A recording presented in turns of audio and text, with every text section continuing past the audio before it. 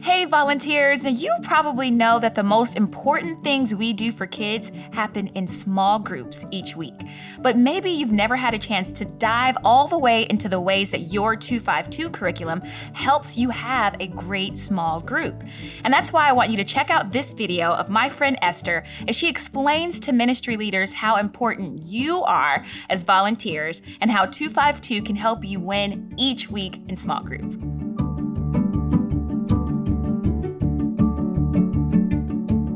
Now, you know kids, so it shouldn't be news to you, but doing small groups for kids and preteens can be a little bit challenging, right?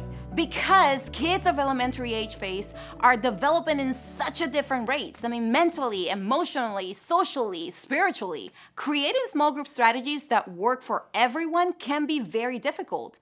Not to mention training your small group leaders to manage all of the quirks of kids and preteens, that's just really hard. So how did you create a small group strategy that is effective for kids? And how do you help your small group leaders make it work for their group? Well, we think that it has to do with variety, flexibility, and coaching. And you'll find all of these three things in your social and groups activities that we provide through 252 Kids and preteen curriculum. Now first, let's talk about variety. We know that you have a variety of kids in your ministry. Some are talkers, some are definitely not. Some act like little children, while others are 7 going on 27. Some are crazy, wiggly, and hyper, while others, well, they're probably a little bonkers. But the point is that every kid is different. And it can be difficult, especially in small groups, to engage many different kinds of kids in the same conversation. That's why we strive for variety, not just in the type of questions we ask, but the small group activities as a whole. That's why we use 7 different types of activities represented by 7 stamps: made to move, made to explore, made to create, made to connect, made to play, made to imagine, and made to reflect. Each one of these activities embraces one of the major learning styles in the elementary phase. Next is flexibility.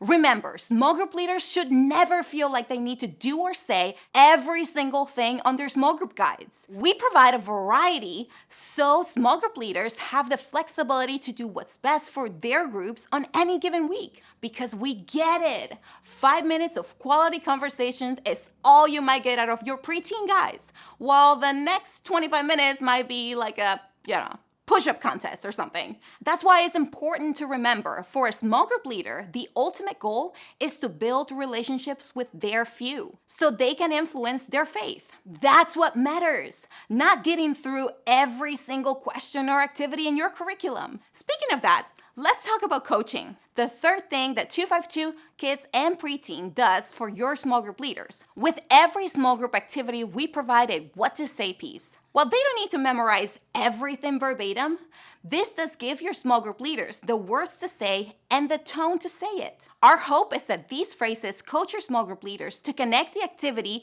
that they're doing to the Bible story and its application. We also include suggested transitional statements where we provide your leaders with a sentence or two to help them and their few focus on what's coming next. So that's it, variety, flexibility, and coaching.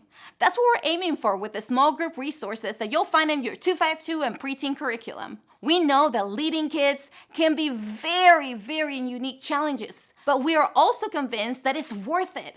Small groups are the most important thing that your church will do. Because if we want kids to practice their faith, we need to first make sure that every kid has someone who knows them and has a place to belong. If you want to learn more about small group strategy or talk about how this might look in your context, reach out to your Orange specialist.